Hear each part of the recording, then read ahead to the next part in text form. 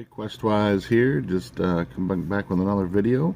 Today we're not going to do so much as a review or an unboxing, as we're going to be doing a why play video. So why play this certain RPG, this tabletop RPG. Today we're going to talk about Rifts. Rifts is put out by Palladium Books. Just about everybody's heard of Rifts. If you haven't, you've been living under a rock for the last 20 years, crawl out of that rock and grab this game right now. If you're a gamer and you don't have this game, something's wrong with you. This is the Ultimate Edition. Came out quite a few years ago. This is like sort of a revised edition of the original game itself. It's got some new artwork. It's got a bunch of new material in it. Nice hardback book. Again, it runs for $35.95. It is a huge book. To me, the value of this book is outstanding, because you're never going to find a book that's hardcover this size with this much content in it anywhere else from any other game company for less than $50 in this current market.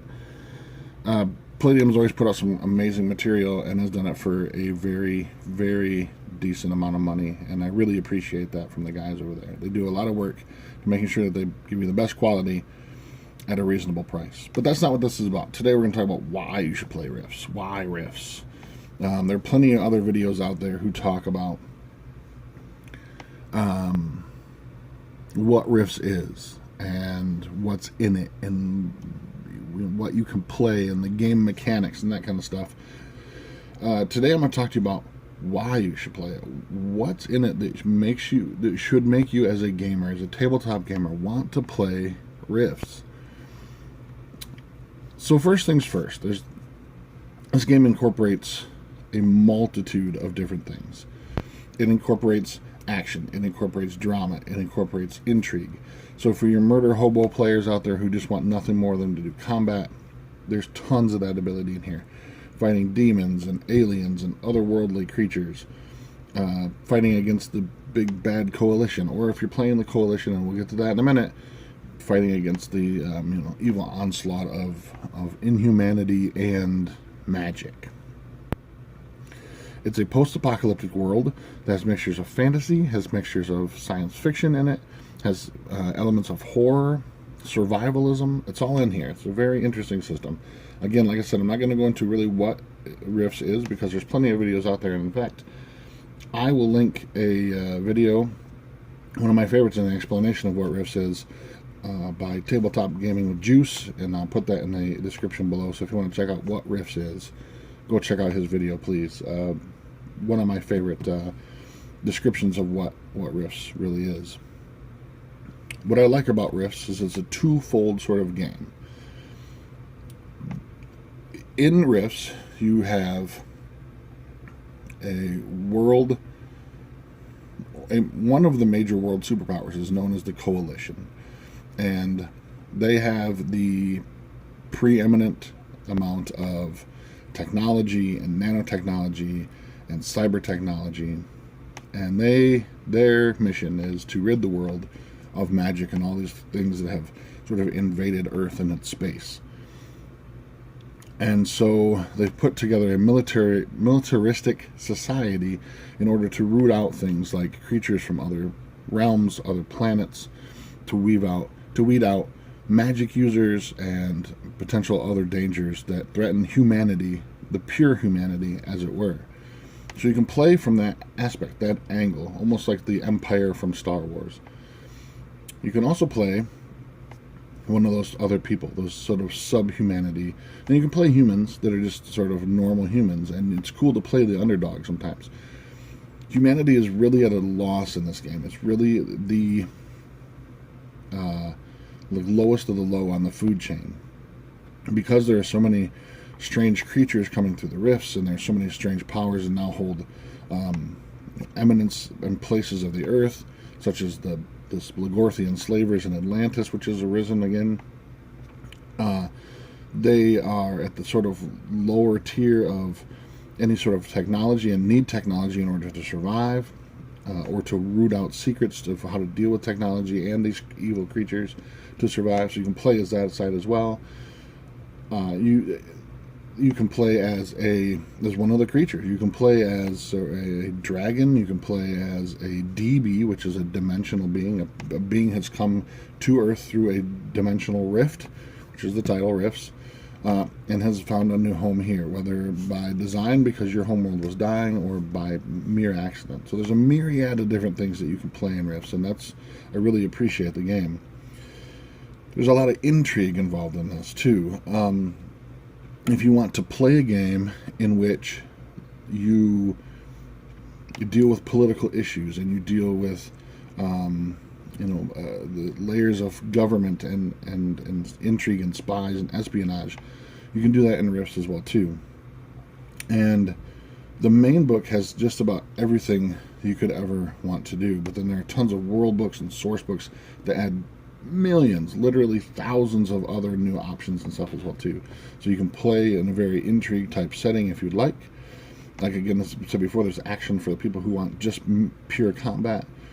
There's drama in the system where you might be on a mission to retrieve refugees from a place that's been destroyed by creatures from the Rifts.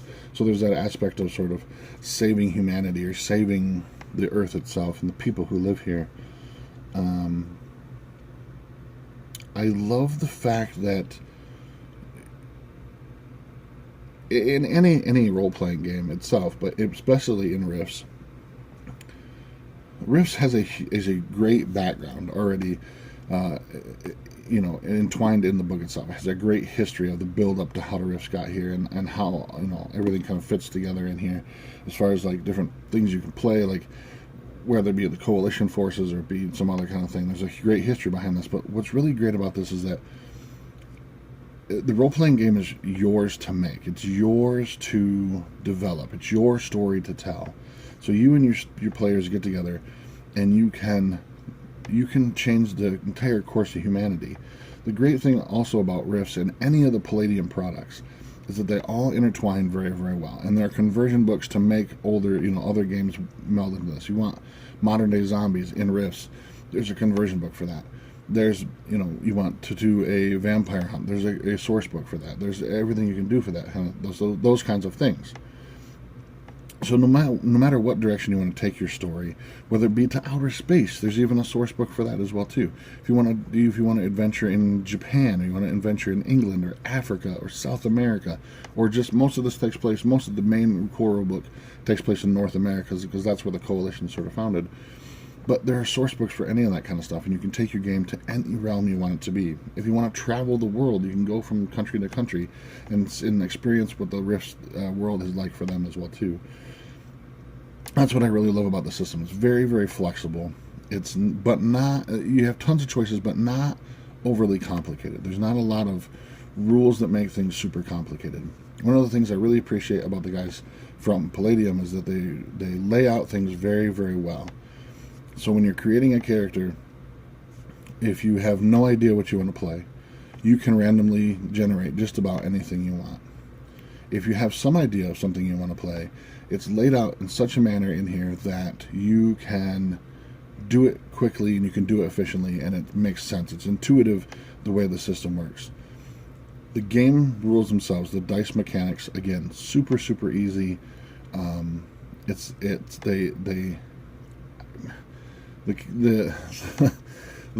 debate has been that the rules haven't changed in many, many years, and the people are, they need an update or whatever.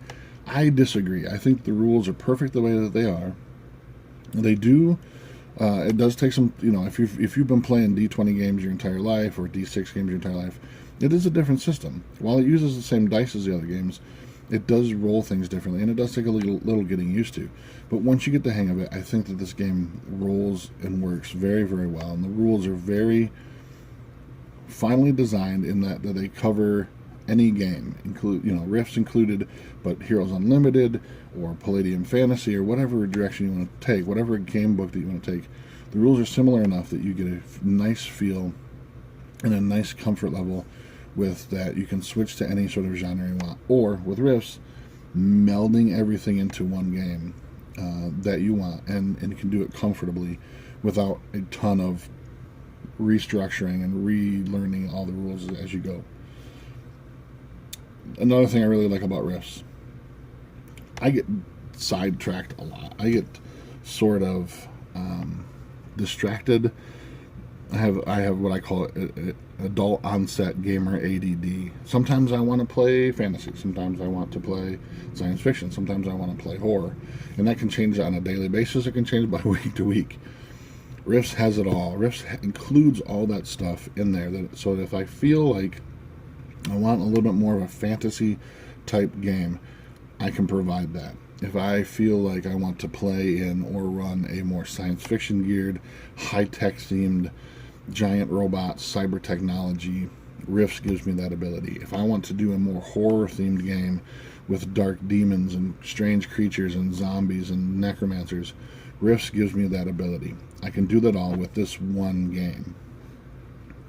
Now, like I talked about before a little bit, Rifts does have a amazing history behind it. It does have a very well detailed sort of lead up to where the current Rifts is at. At that point, what Palladium's been doing, and you can check out my review on this. The last video I just did was a review of this Heroes of Humanity.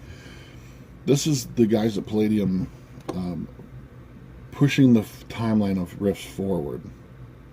So there's still stuff going on in the world. The world is still evolving. The world is still growing, and that's what this book is. This is about the Minion Wars crossover and how these giant rifts has appeared and all these demons are coming through and trying to make Earth a subsect of hell, basically. And this is how the Coalition and all the other people living on Earth have banded together in order to try to stop that thing. Now, you can play Rifts completely without this. If you don't want to do the Minion War, if you don't feel that's the kind of future of where you want your Rifts game to go, forget about this. Get rid of it. I would highly recommend this book, though. It's got some amazing stuff in there. Some great reference material. In addition to just being a sort of continuation of the timeline. So definitely we're checking that book out. And if you want to know more about that, check out my last video on the review of that. But Rifts is one of those games that you can take in any direction you want. If you want to play a game in, say, Central Africa, where giant alien technology has awoken in the desert and is now beginning to create twisted amalgamations of native creatures and cyber technology, you can do that. That's your game, and the Rifts gives you the ability to kind of create those things. And there are plenty of source books that give you tons of great ideas for creatures and adversaries to run in those sorts of situations. I think that Rifts is one of the most flexible games I have ever played, and because of that, I am constantly drawn back to Rifts. Like I said, I tend to generally get, while fantasy is sort of my go-to genre, I sometimes stumble upon I really want to play science fiction. I really want to do some kind of horror, or I want to do some mix of science fiction horror. Rifts will let me do that. Rifts will get me the place I want to be at the time I want to be. And what's great about it is I can do that from week to week.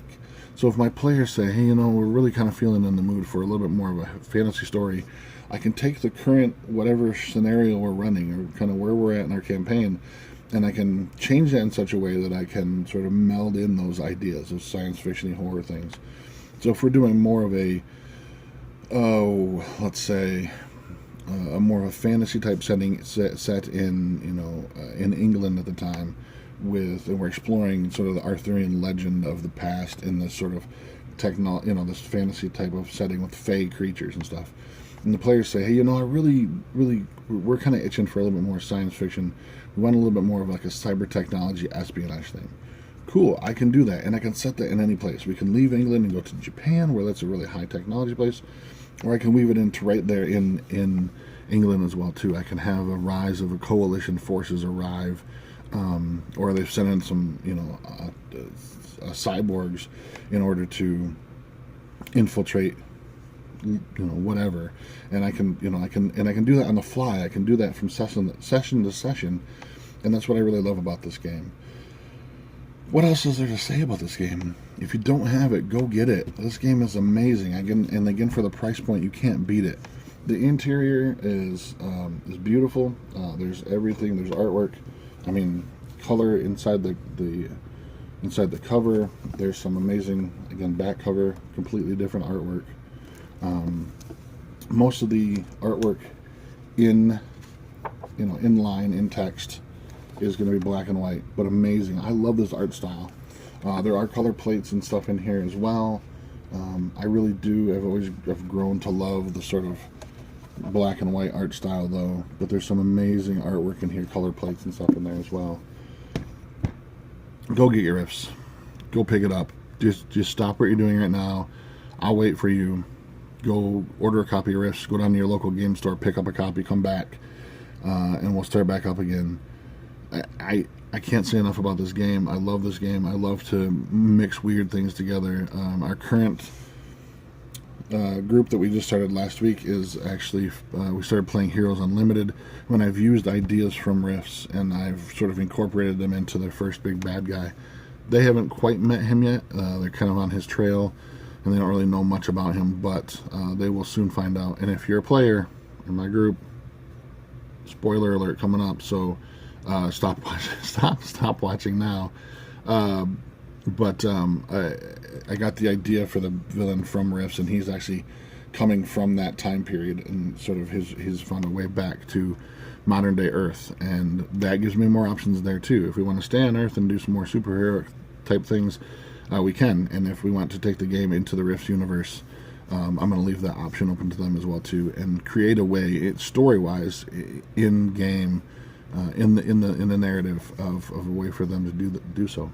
So I'm such a loss of words because I love this game so much. I feel like I could ramble on about this for hours and hours, and you guys get really sick of me and unsubscribe from my channel. Speaking of subscribing from my channel, thank you to everybody. We've gone over 50 subscribers now, and while it doesn't sound like a lot, and I know that there's a lot of other channels out there who have tens of thousands of subscribers, I never thought that my sort of rambling on for 15-20 minutes or whatever would warrant 50 people to want to subscribe and come back every week to watch my stuff. So thank you to the 50 plus people. I think we're at like 54. So for subscribing to my channel.